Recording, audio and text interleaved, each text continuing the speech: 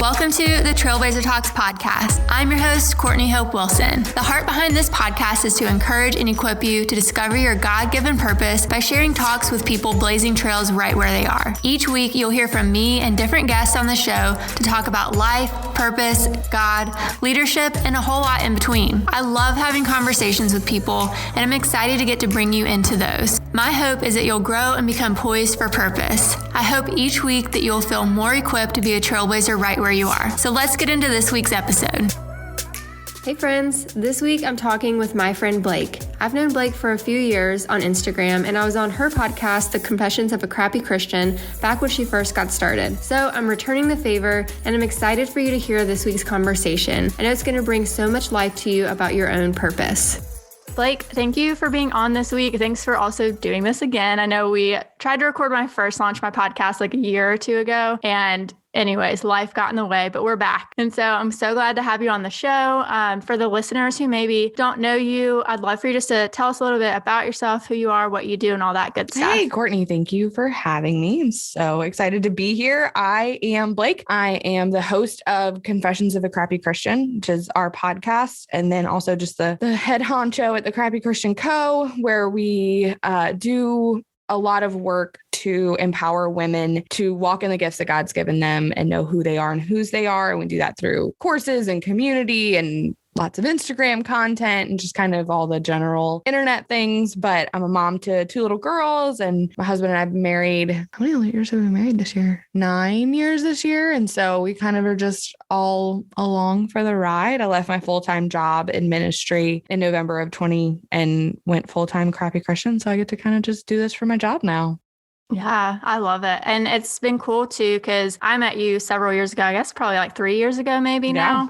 And it was right when the way we met was I was on your podcast. And so you had reached out, you're like, I'm starting this podcast, blah, blah. And now just seeing from like where you started to where you are now, it's just really cool just to see what God's been doing through all the different channels and things that you're working on, and just the team you've grown to. But I'd love for the listeners to hear more about your podcast and just kind of like, because I mean, you went from, I don't remember, did you have like what, like 700, 900, something like that? It was less than 1,000 followers. And you were like doing this podcast. Here we go. And you started, getting different guests and stuff. And you went from like starting that just a couple years ago to now you're one of the top Christian podcasters. You've had Candace Cameron on your show, like all that kind of stuff kind of blew up the last few years, which I'm sure has been a wild ride for you of just like what, like whiplash, like what is happening? Yeah, that's a great way to put it. But yeah, just tell the listeners about the show and kind of what that journey's been like. So I always tell people that I started the show because I couldn't find the podcast that I wanted to listen to. This is 2 years ago, and specifically the Christian female podcast space has evolved significantly since then, because there's shows like yours and a lot of shows that are talking about like real life things. But at the time they were all just really fluffy, really surface level, no hate, but very like Joyce Myers-y, just like, and I just couldn't find, like, I just wanted to listen to women talk about like real life stuff that felt applicable to my life. I wanted to learn from them and their stories. And since I was a kid, I've kind of had this, if you can't find it, make it mentality. And so that's what I did. I knew nothing about podcasting, like nothing. I had, like you said, less than 1,000 followers on Instagram. I wasn't like setting out to be an influencer, quote unquote, like it was not my goal. I just felt like I was supposed to give other people, at the time, I think I felt like I was supposed to give other women, but it's evolved. And like now we have everybody, but space to tell their stories and to talk about like real life things that were hard, and so the unofficial tagline of the Crappy Christian Co. has kind of been talking about the things that the church shies away from. We talk a lot about addiction and sex and mental health and divorce and struggling in your marriage and struggling in parenting. We just, so that's where the title Crappy Christian was born from, is like boasting in your weaknesses. And so, we kind of, at the time I had a friend that I was partnering with that was working on the back end stuff. She and I have since gone our separate ways, but at the time, like she kind of helped me get it off the ground logistically on the back end, and just started asking people to come on the show and got told no a lot. And in a year, so it launched December of 18. And in a year, I think I'd grown, I think I hit 10K right around the time, the 1 year on Instagram. And we'd kind of like blown through all these big podcast milestones. And then, so year 2 was last year, and kind of just continued to like double, triple in growth. And it's, it's because this is what people are desperate for. They're desperate for real, raw, honest conversations that point them back to Jesus. And so that's, I can look at the growth. And like you said, like, I mean, there have definitely been moments where it's whiplash, like pure whiplash, because, and I don't say this to like make myself sound any kind of way. This is like, I didn't want any of this. I don't have any desire to be quote unquote famous. Like whatever, my husband always jokes. He's like, you could lose your whole Instagram tomorrow and you'd be like, oh, but it's such a gift to get to sit down and have these conversations with incredible people, and that aren't incredible because they have a platform. They're incredible because of like what God has done in them and through them. And so, yeah, it has been a wild ride with really, really high highs and incredibly low lows, because not like, yes, it's grown and blown up, but there's also been a ton of loss and hard seasons and times where I wanted to give up and not do it anymore. And so it's just kind of, I'm going to keep going and doing this until God says not to.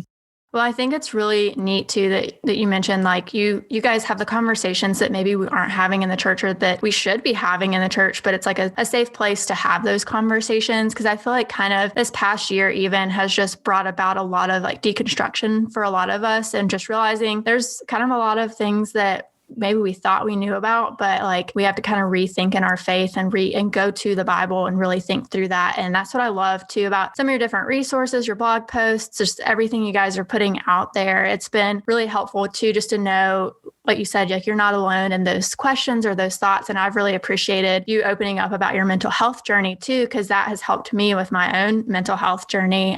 So I think that that's just super awesome. And just, yeah, like you said, like if it went away, like I think you would be just like, oh, but also it reminds me of like Princess Diaries, where Lily is talking to Mia and she's kind of like, you have this opportunity to talk to people. And like, I have this cable show that reaches like zilch people or something like that. And then like Mia's like, oh, okay. So it's like you get the opportunity to kind of amplify other voices and other people's questions. So I think that's really cool how God's like using that. So, and I think it's awesome. Just your attitude about it too, just is that position of humility of just like, well, if I have it, cool. If I don't have it, then like on to the next thing, So I think that's amazing. I would love to hear more about some of your other courses and just the additional things you're doing outside the podcast.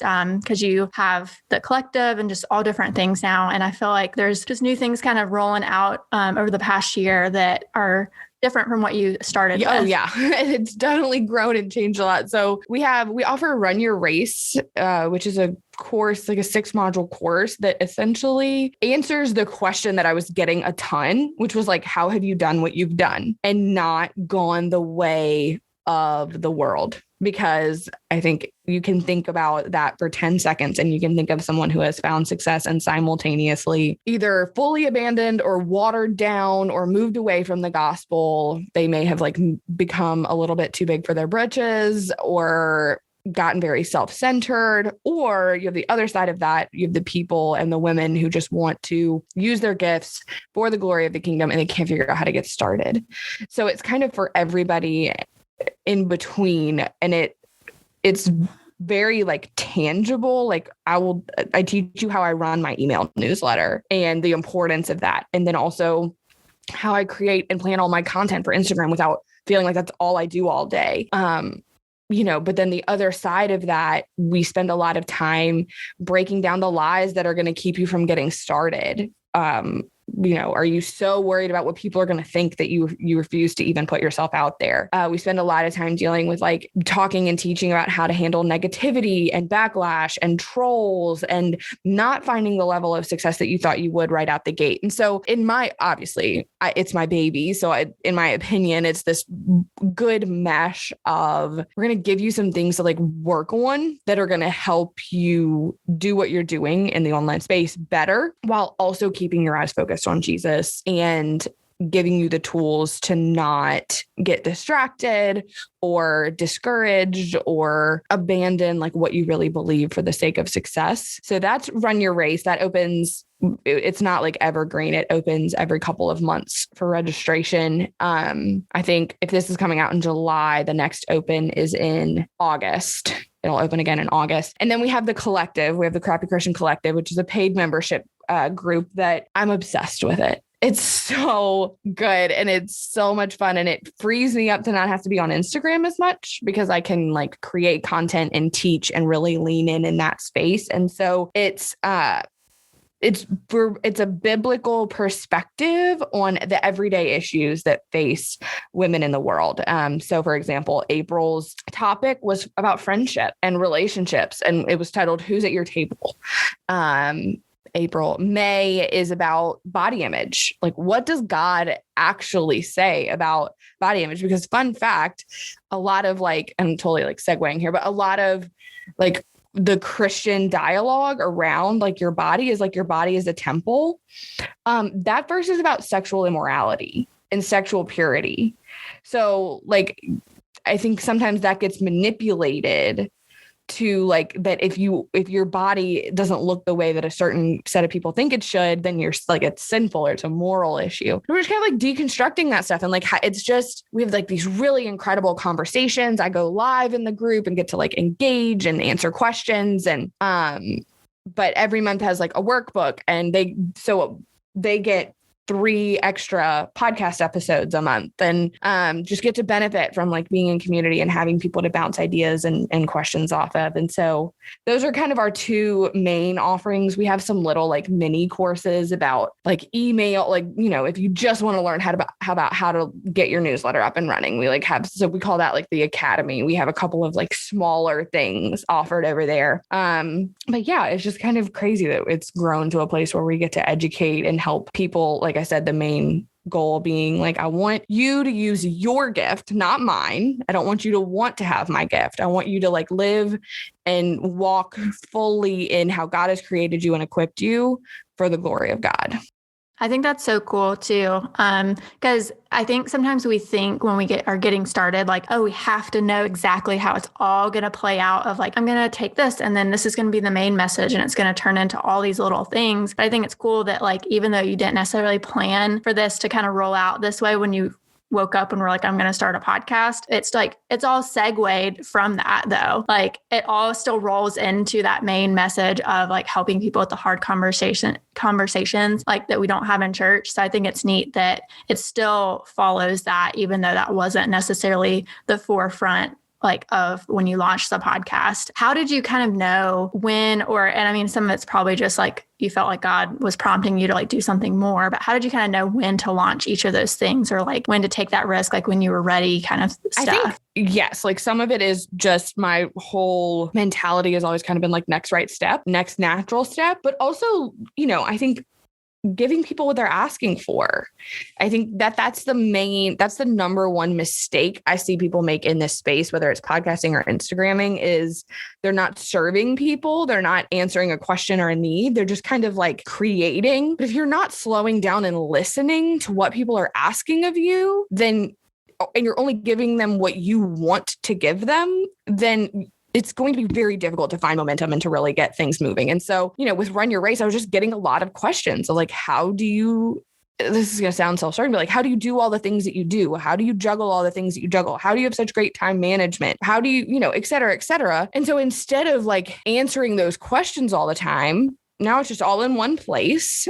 And like, I think another huge roadblock for Christian women specifically is like their mindset about money, that if you are not monetizing anything that you're doing, you are on a fast track to burnout, because you're going to feel unvalued and there's not going to be any tangible return for what you're doing. And so I was on the verge of like being completely just donezo, like, because I was just churning out free content like it was my job. And so when I kind of realized, hey, I could throw all of this together in one place and offer it to people, I'm not going to lie, I was like, for free. And I was like, wait, no, that doesn't make any sense. Like that makes no sense. Just because I'm a Christian doesn't mean I have to give out everything for free. So, and then again, kind of the same thing with the collective. Like it was what people were wanting. It was the next natural step. We're really like intentional to be really prayerful about things before we even like start taking steps towards them becoming a thing. And so, yeah, I would say like next right step, there are going to just be natural next steps in your business or in your ministry. And like, are you being prayerful about it? And are you being wise in what you're giving away for free and what you're charging people for? Yeah. I would love to hear a little bit more about that because I feel like that is such a like common fear or faux pas subject is money. And people automatically assume, well, oh, because you're a Christian, it should be a nonprofit or it should be a ministry or it should be a XYZ, like name it, And I feel like that prevents a lot of us from just going for it sometimes because, like you mentioned, because I've experienced the burnout before too. And I'm working on some different things to launch that would monetize. And I think sometimes people assume like podcasting makes money right off the bat and it doesn't. Oh my gosh, no. It makes no money for a long time. Yes. And so it's like you have to have other ways if this is what you want to do. You have to have other ways. I'd love just a few like short thoughts around just breaking that stigma and mentality of money with being a Christian and how can we actually confidently just like charge what we're worth for the things we want to do. Yeah. So the person that I have learned the most about this from, I am very fortunate to be mentored and discipled under Jennifer Allwood, who is just this incredible Christian businesswoman and coach in the online space. So if this is something that you struggle with, I point you to her podcast, her Instagram. She has courses and all kinds of things that she offers, but she and I together, she's been like mentoring me for 2 years now. So she and I connected not long after I got started and God just kind of told her to take me under her wing. And I can remember sitting on my kitchen floor and being like, I'm done. I can't do this anymore because I felt unappreciated, which sounds bratty, but it was how I felt. I felt like I was just constantly, what had happened was I was just constantly turning out all of this Instagram content. And I think I had like posted my first thing for sale and like nobody had bought it. And I remember let that be a message to people who are getting started too. Like when you first ask people to pay for something, they may not buy it because what Jen's response to that was that like, you have to train people that like your stuff is worth buying. And if you're giving it away for free, they're never going to learn that lesson. And so something that she always says that ruffles feathers sometimes when she says, money can't buy happiness, but poverty can't buy anything. And so, I think that there are some believers out there that have this poverty as a badge of honor mindset. And I just think that's really destructive because, money is not the root of all evil. Love of it is. And desiring to make money and support your family or serve in your community or go on vacation is not sinful. It's not a sin. And so, like I said, I point people to Jen. She's just done. I mean, she has podcast episode upon podcast episode, just helping deconstruct that mindset that it's like sinful to make money. Mm-hmm. I think that'll help people too, because I think from my perspective too, I mean, that's something I've had to really work on, but I've also seen others who I'm like, oh, you could totally like sell that thing or like charge something for that to help you progress. And people are like, right. I don't know. And it's just such a faux pas. And there's a way to do this really wrong. Like, yeah. And I think that that's some of why it becomes a faux pas is because there are people who do this really, really, really badly. Yes. So like be intentional, do it right. Don't be skeezy. Like don't cold DM people, like be genuine, be authentic, have what you're selling be like a natural part of what you're already offering for free. But yeah, more often than not, if you're worried about being skeezy, you're not going to be. So.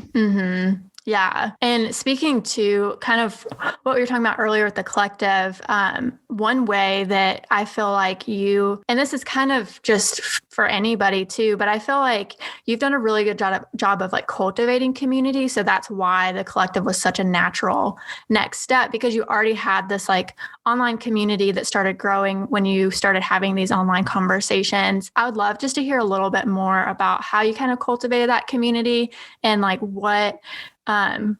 just what that looked like, because I feel like sometimes people have these ideas and they're like, oh, I want to get started. I want to launch this thing. I have this idea, but they don't have any kind of community to like back them or whatever. And not that you necessarily started with the community, but you did a really good job at growing and building it in an authentic, organic way where people are like, no, I want to be friends with Blake. So I'd love to hear more about that, because like you've just kind of become like a friend on the internet to people versus it just being like, hey, I'm here today and I'm going to sell you all this stuff. And then people get frustrated because they're like, well, why is no one showing up? Why does the algorithm suck? Yeah, I think I have a friend that jokes that like vulnerability is my superpower. And I wouldn't 100% agree with that. It's something because I think superpowers come naturally to people and I've had to work really hard. I'm an Enneagram 8.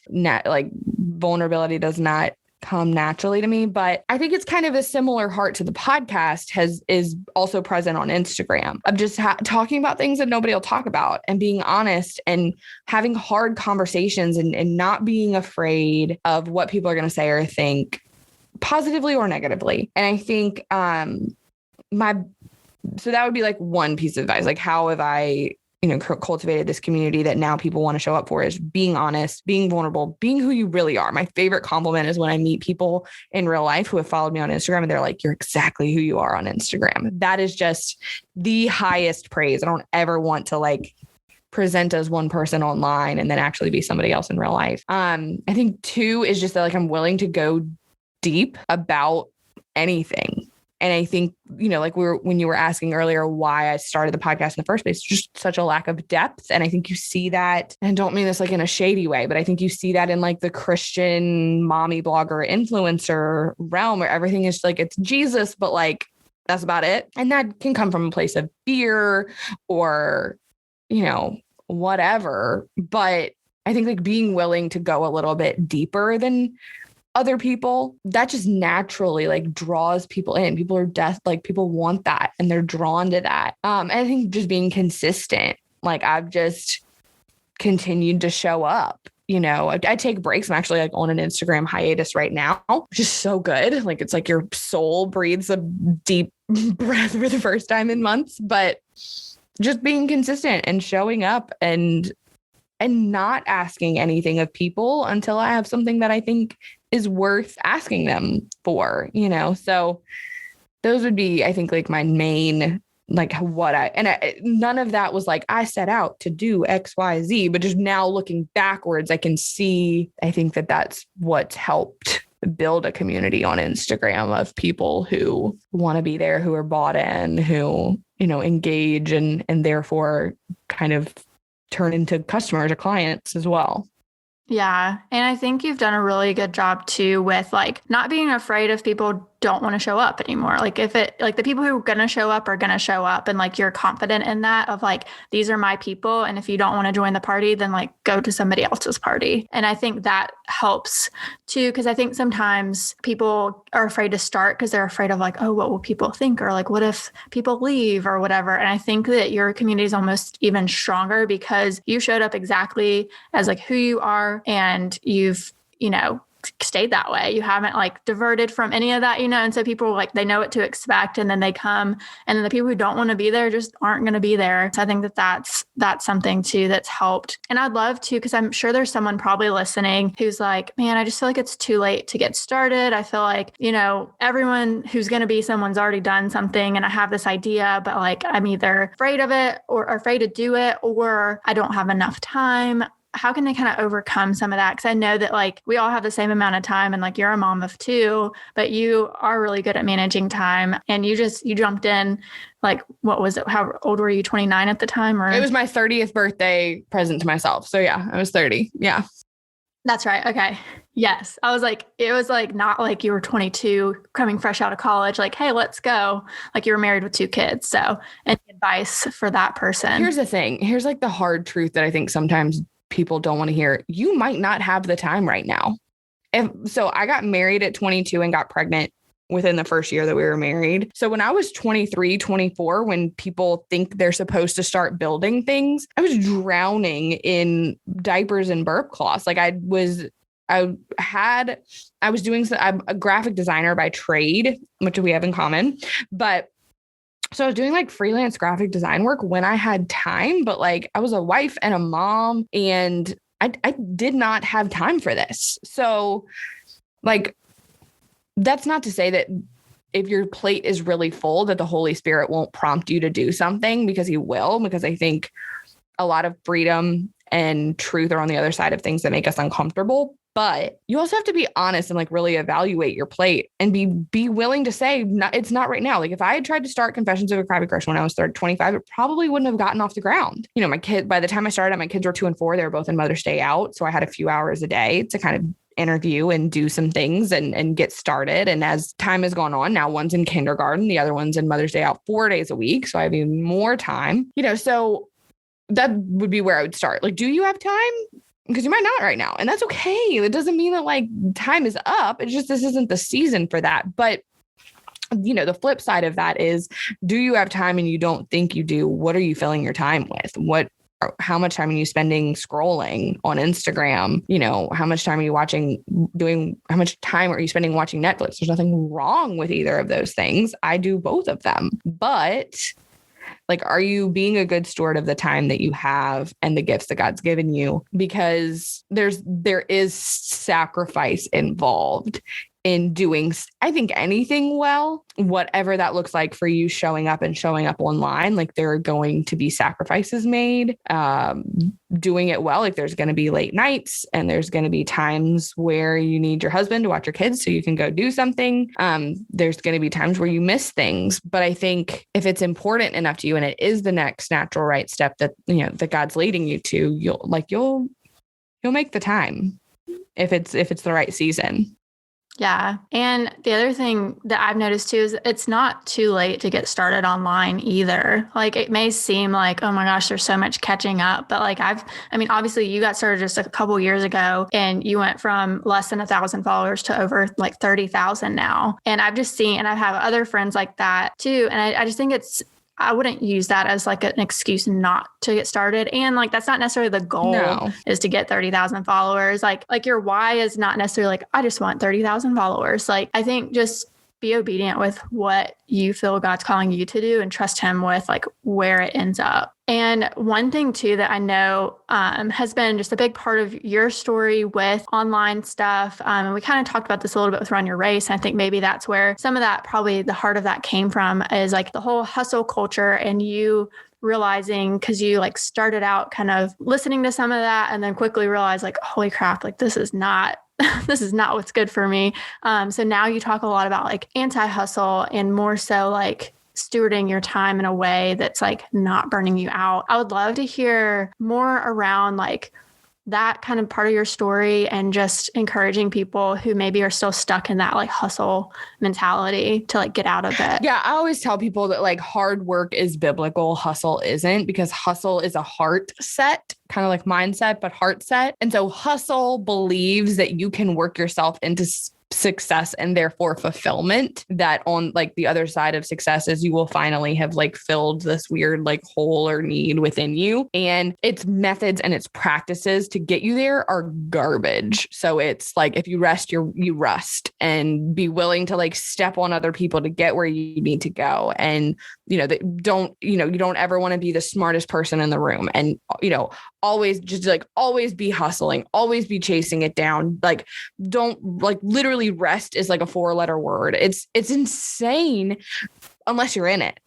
When you're in it, it sounds right, because these talking heads that are telling you all of these things and charging you astronomical amounts of money to teach you these things have done it. They've achieved the success that you so desperately want. And so I've been there. I've literally read the books, went to the conferences, did the whole thing, crashed and burned physically and mentally and spiritually and relationally, all the ways, like just was like a heap on the floor. And God was really sweet and faithful to pick me up from that and put me on my feet and say, okay, let's do this better. Let's do this my way. And so that was actually the year before Confessions of a Crappy Christian started. Was like, I was like really trying to make something of myself out of my own willpower, believing all of these lies. And so kind of had this like real wake up call moment where and then was looking around and seeing this battlefield strewn with bodies of women who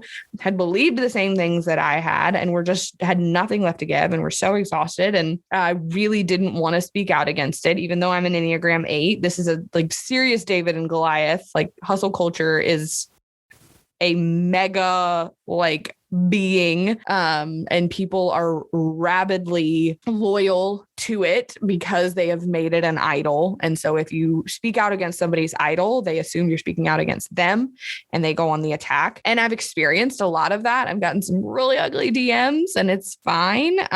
But yeah, I kind of just came out of that, did my own like private processing and healing and figuring out what I actually believe about these things. And then just kind of turned around and was like, hey guys, there's a better way, And so all of the quote unquote success that I have found in the last 2 years has come from a place of rest, from taking breaks, from taking actual naps, from believing and knowing and trusting that God was going to do whatever he wanted with the offering that I had to give, while also working really hard and making sacrifices and like doing the hard things. So I think that hard work is, I think the hustle culture probably started off with good intentions and then just became a monster of its own being. And thankfully, there are quite a few voices now out there like teaching women how to find success. There's nothing wrong with wanting to be successful because success means what you're doing is working,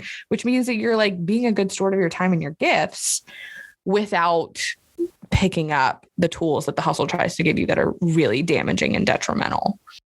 Yeah. And I think it's so cool too that like the Crappy Christian podcast, like that didn't come until after you had that epiphany with hustle culture. And I think it's just so cool because that's such a testimony of like God gets all the glory and like he took you on this journey, like not hustle culture. It's not because you followed XYZ steps, like that obviously like wasn't working. So I think it's even cooler that that happened before this all took off, because now it's like such a testimony that like, hey, rest works, like submitting and like following God, like that actually works. And like, you can still do hard work, but like you can also rest. So I think that's really awesome. Well, the heart of this show is just talking with people, having these kind of conversations who are blazing their own God-given trail. And I love that like their stories get to inspire others so that they can hear your story, be like, wow, okay, maybe I can do this too. But I always love to ask everybody, what is one piece of advice that you would want to leave with the listeners that you've learned in your like trail in life? I would say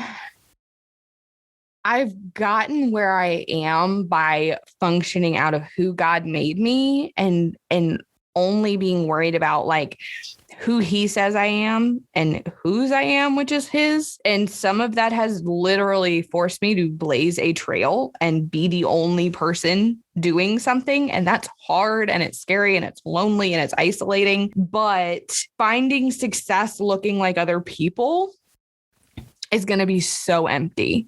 So like whatever God's calling you to, whether you see people doing it or you don't, either way, like there is a way for you to show up and be like the you expression of Christ and walk a trail that no one else has. And like, do not grow weary in doing that, because like God is near to the faithful and the obedient, and he's got like his plan is so much better than you think yours is or someone else's was. And so I'm thankful now in the midst of my story to be able to see like God led the way and I just followed, and it's cool to see like where he's brought that, Mm-hmm. Yeah. And it's cool to watch too. I mean, not everyone gets that opportunity, but like, I think it is cool, like people who did get to see it from where you started and where you are now. Cause I don't know, for me, it's just encouraging, and like someone who maybe is joining now, they can still be encouraged, but it's just cool to watch like you and some of our other friends who like started like at this place and now you're at this whole different place and you can just see God all over it. So I think that's cool. Well, a fun question I like to ask too is just like, what are some current things you're loving lately? Some things bringing you joy? Because I think it's just fun to hear that so we can like discover it too. Being off of Instagram is my favorite thing in the whole world. Like just not like having the app off my phone and not even having to worry about showing up and creating content. It literally brings me such great joy. And the weather here is amazing. And I just got a hammock. 10 out of 10 recommend that if you have the space for a hammock, you can't be stressed out in a hammock. Like you just can't. And so I do, like, I literally, if the weather is nice, I try to hammock once a day. And I swear to you, I'm a better person because of it. And then I'm reading Becoming Elizabeth Elliot, which is so good. So good. She's about like the life and journey of Elizabeth Elliot. So I would say like not being on Instagram, pretty weather, hammock, good book. Those are my favorite things right now. I thought of you the other night because we found a place up here near Cincinnati that had like really good crawfish. And I was like, that Louisiana, like, I was like, I miss a good crawfish boil from living in the South. And so we like searched high and low to find a good like Southern place up here. And it was so good. Were they actually good? Yeah, I was shocked. I was like, I don't know. It's like, it's in the middle of nowhere, I would Kentucky, be like, nope, but absolutely not. But I think we're actually going to have a crawfish boil this weekend. So yeah, love some crawfish. Well, is there anything that you want to make sure you share, promote, you have coming up or cover like with the audience before we hop off? I don't think so. Just like come hang out on Instagram. That's where I spend most of my time. The girl named Blake is my personal. We also have the Crappy Christian Co. Is its own, but yeah, come hang out with the girl named Blake. I'm not there right now, but I know this episode isn't coming out tomorrow. So we'll be hanging out in stories and all that jazz. Awesome. Well, I will link that in the show notes so they can connect with you. But Blake, thanks so much for your time today. Thanks for being on the show. You guys go check out her podcast. It's really awesome. But yeah, so I love chatting with you. So thanks so much. Thanks for having me. This was awesome. That episode was so good. I know I say this every week, but I'm just so thankful for all the amazing guests that I've gotten to interview over this season. I'm just so grateful for their wisdom, and Blake is full of wisdom. I hope you guys will go and follow her and listen to her podcast, The Confessions of a Crappy Christian. And if you aren't already, make sure you're subscribed to this podcast wherever you listen. And if you wouldn't mind, I would love if you could share it with your friends or leave a review and tag us. It would mean so, so much. Thank you guys so much for listening, and we'll see you back here next week.